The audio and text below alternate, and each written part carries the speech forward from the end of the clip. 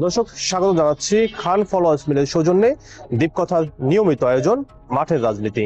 মাঠের রাজনীতিতে আজকে আমাদের সাথে অতিথি হিসাবে যুক্ত আছেন ভোলা সদর আসনের বাংলাদেশ জামায়াত ইসলামের মনোনীত প্রার্থী অধ্যক্ষ জনাব নজরুল ইসলাম। জনাব নজরুল ইসলাম একজন শিক্ষক, একজন রাজনীতিবিদ এবং একজন সমাজসেবক। জনাব নজরুল ইসলাম, কেমন আছেন? দীপকথাকে স্বাগত এবং দীপকথার যে দর্শক শ্রোতা প্রিয় ভোলাবাসীকে আমি ধন্যবাদ জানাচ্ছি। আলহামদুলিল্লাহ, আমি ভালো আছি। জনাব নজরুল ইসলাম, আমরা জানি আপনি বাংলাদেশ জামায়াত ইসলামের মনোনীত প্রার্থী। আপনি যদি ভোলা 1 আসন থেকে এমপি নির্বাচিত হন, তাহলে ভোলার শিক্ষা, নদী ভাঙন, স্বাস্থ্য এবং অবকাঠামো, আপনি কোন বিষয়ে সর্বোচ্চ গুরুত্ব দিয়ে কাজ করবেন যদি আমাদেরকে একটু জানাতেন। আলহামদুলিল্লাহ, আমি যদি আল্লাহর চাইতে নির্বাচিত হই তাহলে সর্বপ্রথম ভোলার স্বাস্থ্য খাতকে আমি গুরুত্ব দেব এবং ভোলাতে দীর্ঘদিনের যেটা গণদাবি এবং চাহিদা ভোলার মানুষের, আমি বিশ্বমানের একটি হাসপাতাল তৈরিতে ইনশাল্লাহ কাজ করব, সাথে একটি মেডিকেল কলেজের জন্য আমি ইনশাল্লাহ কাজ করব। তারপরে শিক্ষা অবকাঠামো যেগুলো আছে ধীরে ধীরে আমরা সেদিকে অগ্রসর হব, যেন আমরা সুন্দরভাবে শিক্ষা খাতকে ঢেলে সাজাতে পারি এবং শিক্ষার যে বিভিন্ন অবকাঠামো গুলো আছে এগুলো যেন আমরা সুন্দরভাবে তৈরি করতে পারি ইনশাল্লাহ।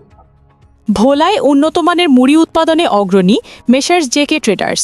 প্রোপ্রাইটার জামাল উদ্দিন খানের তত্ত্বাবধানে স্বয়ংক্রিয় মেশিনে স্বাস্থ্যসম্মত পরিবেশে তৈরি হয় চিকন ও মোটা 2 ধরনের প্রিমিয়াম মানের মুড়ি। ভোলা থেকে সারা দেশে নিরবিচ্ছিন্ন সরবরাহে ভোক্তাদের আস্থার শীর্ষে তারা। একই সাথে শিল্পনগরী বিসিক খেয়াঘাটে মেসার্স খান ফ্লাওয়ার মিলস দীর্ঘদিন ধরে হরিণমার্কা আটা, ময়দা ও সুজি আধুনিক প্রযুক্তিতে বিশুদ্ধভাবে উৎপাদন করে বাজারে শক্ত অবস্থান ধরে রেখেছে। আপনি যদি ভোলা সদর 1 আসন থেকে নির্বাচিত হন, নির্বাচিত হওয়ার পরে, আপনি সংসদ সদস্য হওয়ার পরে আপনাদের পরবর্তী 100 দিন, অর্থাৎ নির্বাচনের পরে 100 দিনের কার্যক্রম সম্পর্কে যদি আমাদেরকে বলতেন, আপনার কোনো পরিকল্পনা আছে কিনা নির্বাচনের পরের 100 দিনের জন্য?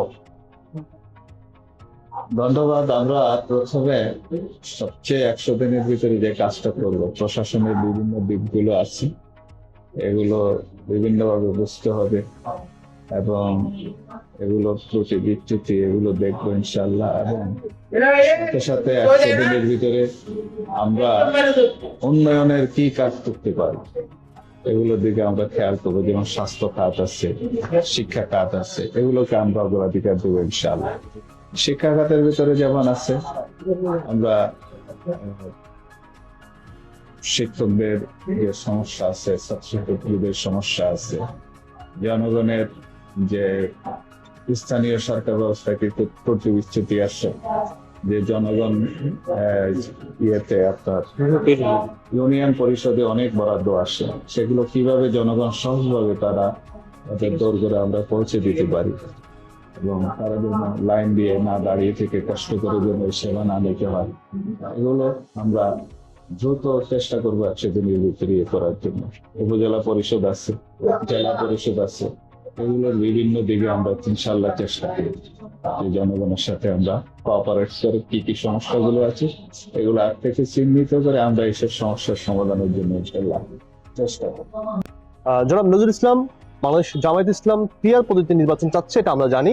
আসলে এই পিআর পদ্ধতি বাংলাদেশের জন্য কতটা গুরুত্বপূর্ণ বলে আপনি মনে করেন, যদি আমাদেরকে একটু বলতেন। ধন্যবাদ। পিআর পদ্ধতি তার মানে সংখ্যানুপাতিক প্রতিনিধিত্ব, এটা বাংলাদেশে আসলে নতুন। কোন নতুন জিনিস যদি প্রতিষ্ঠা করতে হয়, প্রতিষ্ঠা করার প্রাথমিক পর্যায়ে যাদের মাঝে প্রতিষ্ঠিত হবে তাদের ভিতরে একটা বিভ্রাটের সৃষ্টি হয়, সন্দেহ থাকে, সংশয় থাকে, অনেক জটিলতা থাকে, সহজভাবে এটা গ্রহণ করতে চায় না। আসলে এটা উন্নত বিশ্বে অনেক দেশে পিআর পদ্ধতি আছে এবং পিআর পদ্ধতি সংখ্যানুপাতিক হারের যে প্রতিনিধিত্ব, এটা যদি চালু হয় তাহলে সব দলের, ছোট বড় সব দলের এবং মেধাবী রাজনীতিবিদদের একটা সম্মেলন ঘটবে। সংসদের নিম্নকক্ষে হোক, উচ্চ কক্ষে হোক, সব জায়গায় একটা ইয়ে হবে। আর পেশি শক্তি, কালো টাকার দাপট এগুলো অনেকটা কমে যাবে পিআর পদ্ধতি হলে। তখন ব্যক্তির চেয়েও সংগঠন বড় হবে, এবং তৃণমূল পর্যায়ের নেতা কর্মী জনগণের মূল্যায়ন বাড়বে এবং সবাই ভোট দেওয়ার প্রতি এখন যে আকাঙ্ক্ষা তার চেয়ে আকাঙ্ক্ষাটা দ্বিগুণ চতুর্গুণ বেড়ে যাবে। এবং এটা প্র্যাকটিস হয়ে গেলে অবশ্যই এটা একদিন না একদিন মানুষ সুফল ভোগ করবে। তাই বাংলাদেশের প্রেক্ষাপটে অতীতে যে সনাতন পদ্ধতি যেটা আছে, এটা তো 54 বছর তো আমরা এটা দেখলাম। এটা দেখে ত্রুটি বিচ্যুতি অনেক, এটাতে অনেক কেন্দ্র দখল, মারামারি, কালো টাকার দৌরাত্ম্য, পেশি শক্তি, মাস্তান লালন পালন, এই সমস্ত আমরা একবারেই নির্মূল করে দিতে পারি যদি পিয়ার সিস্টেমে যদি আমরা এটা অগ্রসর হই নিম্ন কক্ষে উচ্চ কক্ষে। আশা করি একদিন না একদিন এটা প্রতিষ্ঠিত হবে, এটা আমি আশাবাদী। I am optimistic. ভোলায় উন্নতমানের মুড়ি উৎপাদনে অগ্রণী messrs JK traders. Proprietor Jamaluddin খানের তত্ত্বাবধানে স্বয়ংক্রিয় মেশিনে স্বাস্থ্যসম্মত পরিবেশে তৈরি হয় চিকন ও মোটা দুই ধরনের প্রিমিয়াম মানের মুড়ি। ভোলা থেকে সারা দেশে নিরবিচ্ছিন্ন সরবরাহে ভোক্তাদের আস্থার শীর্ষে তারা। একই সাথে শিল্পনগরী বিসিক খেয়াঘাটে মেসার্স খান ফ্লাওয়ার মিলস দীর্ঘদিন ধরে হরিণমার্কা আটা, ময়দা ও সুজি আধুনিক প্রযুক্তিতে বিশুদ্ধভাবে উৎপাদন করে বাজারে শক্ত অবস্থান ধরে রেখেছে। জনাব নজরুল ইসলাম, আপনি নিশ্চয়ই জানেন যে ভোলার বেকারত্ব সংখ্যা অনেক। আপনি এমপি হওয়ার পরে এই বেকার জনগোষ্ঠী নিয়ে আপনার কোনো নির্দিষ্ট বা সুনির্দিষ্ট পরিকল্পনা আছে কিনা, যদি থাকে আমাদেরকে যদি একটু বলতেন। জি ধন্যবাদ। বেকারত্ব এই বিষয়টা শুধু বলার না, গোটা বাংলাদেশের একটা প্রকট সমস্যা। আমি বাংলাদেশ নিয়ে তো আমরা কাজ করব, কিন্তু স্পেসিফিক বলা নিয়ে আমরা কাজ করতে চাই বেশি, যেহেতু আমি বলার প্রতিনিধিত্ব করব।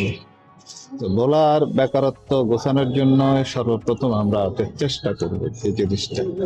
কারণ সমাজবিজ্ঞানীরা একটা জিনিস বলছে যে বেকারত্বের এটা যদি সংখ্যাটা বেড়ে যায় তাহলে সমাজে ক্রাইম, দুর্বৃত্তায়ন এগুলো বেড়ে যায়। বেকারত্বের সাথে ক্রাইমের সাথে অনেকটা ঘনিষ্ঠ অঙ্গাঙ্গিভাবে জড়িত, এটা পার্ট এন্ড পার্সেল, একটা আরেকটা। তা প্রথমত বেকারত্ব দূর করার জন্য ভোলাতে আল্লাহ প্রদত্ত অনেক রিসোর্স আছে ভোলাতে, যেমন প্রাকৃতিক গ্যাস আছে। এই প্রাকৃতিক গ্যাসের মাধ্যমে আমরা ভোলাকে একটা শিল্পনগরী তৈরি করবো। ভোলাতে শিল্পনগরী তৈরি করলে অনেক শিল্প কারখানা এখানে তারা ইনভেস্ট করবে, আসবে। একটা শিল্প কারখানায় 20 থেকে 25 হাজার যুবককে আমরা চাকরি দিতে পারবো। লক্ষ লক্ষ যুবক এখানে চাকরি পাবে। পাশাপাশি আমরা যুবকদেরকে শুধু চাকরি না, উদ্যোক্তা হওয়ার জন্য যে প্রশিক্ষণ সেটা আমরা দিব। যেমন একজন যুবক তার একটা ফার্মে সে হাজারো বেকার যুবককে তারা চাকরি দিতে পারে। এছাড়া বিভিন্ন টুকটাক যত আছে প্রশাসন, শিক্ষা প্রতিষ্ঠান, বিভিন্ন জায়গায় মেধাবী বেকার যুবকরা যেন প্রপারলি চাকরি পায়, আমরা ইনশাল্লাহ একটা ব্যবস্থা করব। এতে বলার বেকারত্ব অনেকটা জিরো পর্যায়ে চলে আসবে। আমাদের এটা আমার ব্যক্তিগতভাবে খুবই একটা এক্সট্রিম ডিসিশন যে ইনশাল্লাহ যদি আমরা বিজয়ী হই, আমরা এই কাজটাই প্রথমে করবো। বেকারত্ব প্রথম দিক দিয়ে যে কাজগুলো তার ভিতরে একটা আমরাই। দর্শক শুনছিলেন খান ফলোয়ার্স মিলের সৌজন্যে দীপকথা নিয়মিত আয়োজন মাঠের রাজনীতি। মাঠের রাজনীতি আজকে আমাদের সাথে অতিথি হিসেবে যুক্ত ছিলেন বাংলাদেশ জামায়াত ইসলামের ভোলা 1 আসনের মনোনীত প্রার্থী জনাব নজরুল ইসলাম। দর্শক, অন্য কোনো একদিন অন্য কোনো রাজনৈতিক ব্যক্তিকে নিয়ে আবারও দীপকথার মাঠের রাজনীতিতে যুক্ত হব। আমি হারুন রশিদ। ততদিন পর্যন্ত ভালো থাকুন, সুস্থ থাকুন, দীপকথার সঙ্গেই থাকুন, মাঠের রাজনীতির সঙ্গেই থাকুন। ধন্যবাদ সবাইকে। আসসালামু আলাইকুম।